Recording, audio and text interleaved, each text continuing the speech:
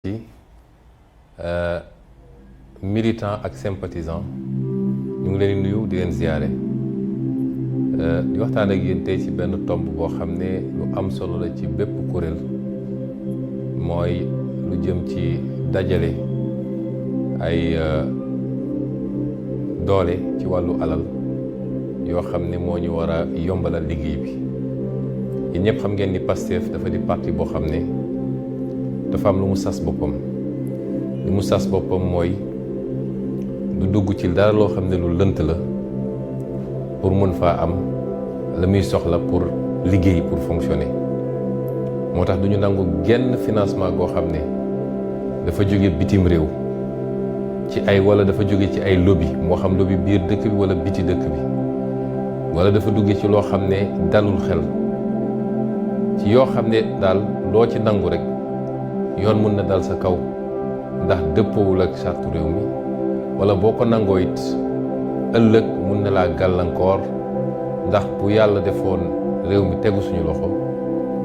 ñooñu dinañu am moyen boo xam ne dina doon moyen de pression ci ñun ba nga xam ne dañuy bëgg ñuy jàllale seeni bëgg-bëgg ñoom. Indépendance boo gis nag dafa am un coût loo gis rek dafa am lu mu jar. boo nee nag damaa bëgg moom sama bopp faw rek nga nangu wag say yére nangu coono tuuti ba nga xam ne di nga mënal sa bopp loolu tax Pastef fi mu sosoo ba léegi ci ay militant am ak ci ay sympathisant am ci ñu am nationalité sénégalaise moo xam biir réew mi la ñu nekk wala bitim réew waaye nañu am nationalité sénégalaise ci ñooñu rek la ñu mus a yaakaar pour di dajale li nga xam ne moo ñuy permettre ñu liggéey li tax nag loolu am solo ci jamono ji mooy dañoo def programme bu am solo muy programme mu nemmeeku tuur mooy dem dajeek Sénégalais yi fekk leen ci fa ñu dëkk fekk leen ci seen environnement toog saafonteek ñoom waxtaan ak ñoom xamanteek ñoom weccanteek ñoom déglu leen ci seeni mbébét déglu leen ci seeni jafe-jafe waaye wax leen it ñun lan mooy suñu yéene ci réew mi ak naka lañ ko bëgg a doxale programme boobu door nañ ko ay fan ci gannaaw gën saa gudd ñaari weer ci gannaaw yéen ñëpp ngeen gis ni nag ndekete programme boobu yéex nañ koo sumb ndax fépp fu ñu dem sénégalais dalal nañ ñu dal boo xam ne da ngay xam ni ñii ñu ngi ñu doon xaar ñii yàkkamti woon nañ ñu ñii bëggoon nañu gisante ak ñun xamante ak ñun waaye waxtaan ak ñun ñu gënoon ci taamu nag dëkku kaw gi lu tax parce que dañoo jàpp ni boo seetee suñuy résultat ci élection yi weesu yëpp dafa mel ni dëkku taax yi su mokkulit am nañ fi lu rëy ñu ne kon nañu dem ci dëkku kaw gi ndax ñaare foofu la yenn yi des ba léegi ñu ne nañ dem waxtaan ak ñoom ku wax nag loolu xam ni am na lu mu ànd ak waaye réussite bii nemmeeku tuur bi am ci weer yu njëkk yi moo tiital ñi ñu jàmmarloog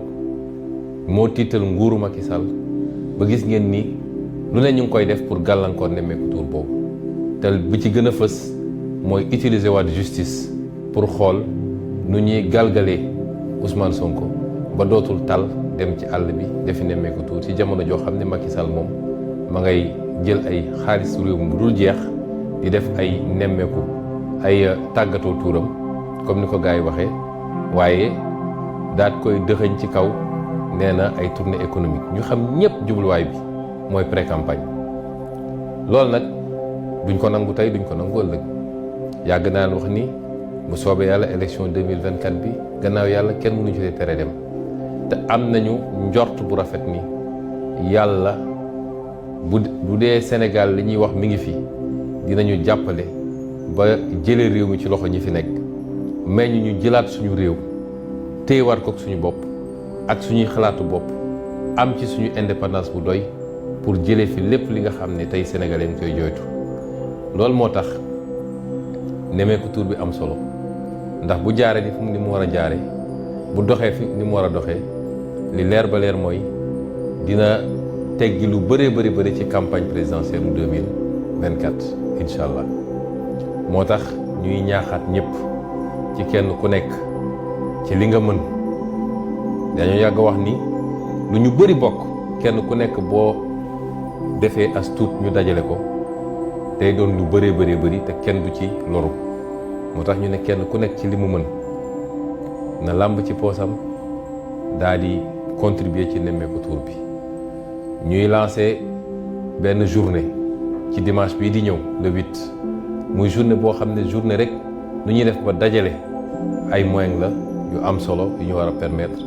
ñu continuer ñu wéyal liggéey bi. ñu gis ni am na ñu ko door déjà ndax barki démb rek ñu ngi may wax fu mel ni Italie suma juumul am na lu am solo loo xam ne jot nañ ko cee def. te balaa loolu gis nañu dëkk yu bëri surtout nag ci suñu mbokku diaspora bi ñu leen di jaajëfal une fois de plus di leen féliciter di leen remercier ci turu peuple sénégalais bi yëpp. gis nañu bërëb yu bëri ci diaspora bi organiser ay dîner yoo xam ne ay levée de fonds la woon. ñu ne bii nag dañ koy dajale muy benn journée nationale du doon bu jiitu peut-être waaye ñu koy dajale organisateurs yi nañ dellu si wax leen nu muy doxee. ñu ciy woo sénégalais yëpp xeebuñu ci kenn ku ne ci biir réew mi ku ne ci bitim réew kenn ku ne bul xeeb la nga ci am loo mën rek nga contribuer ko ci parce que dinañu yokk doole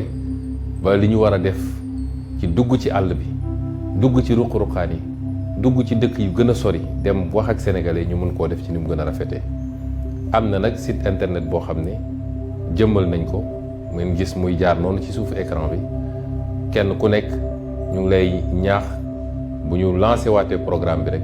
déjà mun nga ci xool li jot a weesu ci nemmeeku tuur muy étape yu am solo diggante département de Mbour ak département de Tivaouane waaye di nga mën a di suivre foofu nemmeeku tuur bi bés bu nekk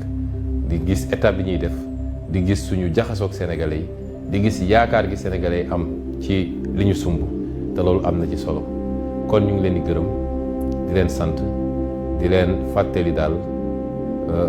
bésu dimanche bi le 8 janvier 2023 ñëpp nañu mobiliser wu pour journée boobu réussir ñu ngi leen di gërëm asalaamaaleykum.